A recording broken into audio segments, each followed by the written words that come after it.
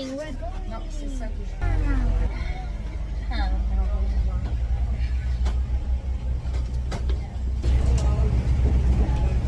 Bonjour tout le monde, bienvenue dans le parc des Sentiers de la Nature. Je me présente, mon nom c'est Yannick et c'est moi qui vais être votre guide et votre conducteur pour toute la durée de cette balade. À bord du train, il y a quand même quelques consignes à respecter, donc je vous demanderai votre collaboration pour ne pas mettre vos bras à l'extérieur des wagons. Il est interdit de vous lever ou de fumer à bord du train. Et finalement, je vous demanderai de ne rien jeter à bord ni à l'extérieur. Il va y avoir des poubelles, profitez-en bien.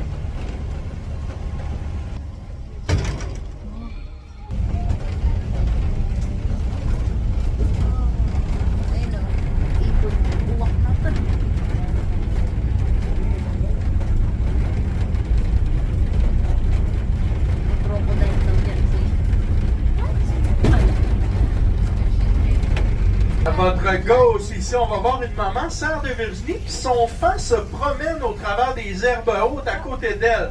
Je ne sais pas si vous allez avoir la chance de le voir, parce qu'ils sont assez nerveux à cet âge. Mais là, à date, on est assez... Profitez-en. Il est âgé qu'il y a de 2 semaines à peu près environ, là, ce petit sœur de Virginie. Et il va perdre les points blancs là, à l'arrivée de l'hiver. Alors, le cerf de Virginie fait partie de la famille des cervidés. Ça, c'est le nom de ceux dont poussent les bois sur la tête. Ça comprend l'orignal, le caribou et le wapiti aussi.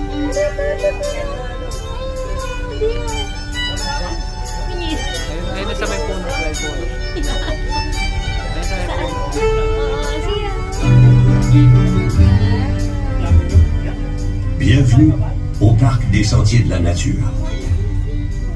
Cette visite au cœur des écosystèmes boréaux, diversité riche et féconde. Une biodiversité dont nous faisons partie et au sein de laquelle nous évoluons. Jusque vers 1960, les ressources naturelles si abondantes au Canada semblent illimitées. Parce qu'on a plein d'animaux ici. À gauche, un mâle wapiti. À droite, un mâle bison d'Amérique.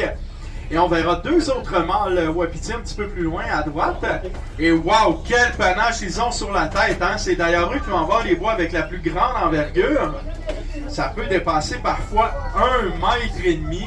Et wapiti dans la langue des Amérindiens, Shawnee, ça signifie croupe blanche. Et si vous regardez le derrière de l'animal, ben vous allez voir qu'ils portent bien leur nom. C'est un caractère distinctif de l'espèce, là. Quelque chose qui va nous aider à les différencier des autres animaux.